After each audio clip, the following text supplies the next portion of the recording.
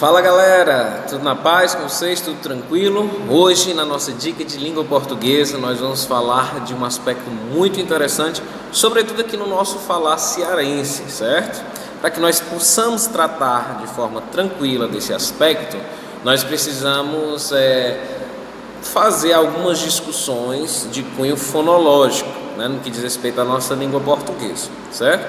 Eu estou me referindo às formas estar e dar, formas verbais, e suas correspondentes conjugadas está e dá, certo? Por que eu preciso fazer algumas colocações de cunho fonológico ao tratar sobre esse assunto? É porque particularmente aqui no Ceará, né, na nossa fala cearense, nós fazemos por um processo fonológico, um processo chamado de assimilação. Nesse processo de assimilação, o que acontece? O R, quando colocado em final de palavras, ele se assimila, ou seja, ele é apagado. Ao apagamento do R, né, dessa consoante, dessa vibrante, no final de palavras, de forma que nós não a pronunciamos, certo? Por exemplo, nós não dizemos mar, ou mar, ou mar. A gente simplesmente diz ma. A gente simplesmente diz ba, a gente simplesmente diz está e não estar, né? Então, devido a esse fator fonético, o que acontece? Quando as pessoas vão escrever, né, se utilizando da forma do verbo estar, né, elas confundem na hora de escrever. As pessoas escrevem com R no final quando eram para escrever com acento agudo e escrevem com acento agudo quando deveriam escrever com R no final, né? Então a gente precisa esclarecer exatamente o uso de cada uma dessas coisas, beleza? Então vamos lá. Estar e estar existem na língua portuguesa, ponto e basta. A diferença é que o estar é a forma infinitiva do verbo, ou seja, é a forma não conjugada, enquanto o estar com acento agudo é a forma conjugada, ou seja, a terceira pessoa do singular do verbo estar.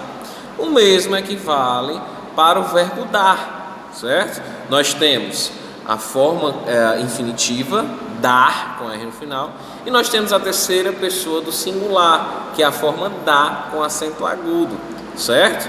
Sua forma conjugada, obviamente, será utilizada quando da conjugação relacionada à terceira pessoa do singular, enquanto a forma de infinitivo geralmente vem nas construções de locuções verbais em que o estar ou o dar atuam como verbos principais. E aí a dica de ouro é a seguinte: se eu estou com dúvida quanto ao uso, né, se é com R no final, se não é, eu pego outros exemplos de verbos que também estão no infinitivo, como por exemplo amar, falar, permanecer, comer, e substituo na frase. Se tiver sentido, se o sentido permanecer, né, com essa troca, então significa que eu preciso utilizar a forma de infinitivo, beleza? É comum nós vermos aqui em Fortaleza, né, eu vejo muito em Fortaleza, aquela expressãozinha conhecida da gente, vai dar certo, né? Só que as pessoas, de forma oportuna e de forma, digamos assim, por querer, a escreveram não de acordo com a norma padrão, mas de acordo com o nosso falar, né? Empregando a forma do verbo dar na terceira pessoa do singular, quando na verdade deveria estar na sua forma de infinitivo, certo? Gramaticalmente aquela estrutura não está coerente devido a isso que eu já expliquei aqui para vocês, beleza? E quanto ao verbo estar, que geralmente está presente nas locuções verbais, por exemplo, gravem esse exemplo. É possível que amanhã, né? É possível que amanhã, ou amanhã pode estar chovendo, né? Tenha cuidado quando vir amanhã.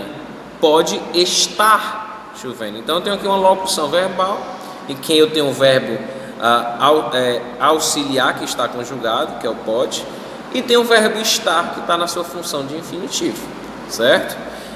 Na pergunta, por exemplo, como você está? Essa forma estar é a forma conjugada do verbo estar, não temos locuções verbais aqui. Compreenderam? Então, a diferença é basicamente essa. Se liga na dica e vamos prestar atenção aí no uso da nossa língua em um contexto mais formal do seu uso, beleza? Fica a dica, um forte abraço. Valeu!